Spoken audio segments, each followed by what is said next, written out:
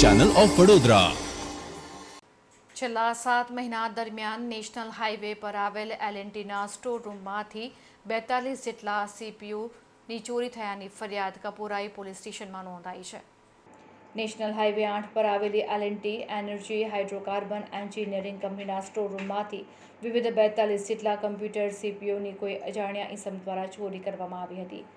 આ ચોરી કરેલ 42 નંગ સીપીયુની કુલ કિંમત 1,26,00,000 જેટલી થાય છે। આ અંગે કારેલીબાગમાં રહેતા અને કંપનીમાં આઈટી હેડ તરીકે ફરજ બજાવતા વિજયાલક્ષ્મી શૈલેષ દાસ દ્વારા કપુરાઈ પોલીસ મથકમાં સીપીયુ ચોરી અંગેની ફરિયાદ નોંધાવવામાં આવી છે। પોલીસે ફરિયાદ નોંધીને આગળની વધુ તપાસ હાથ ધરી છે।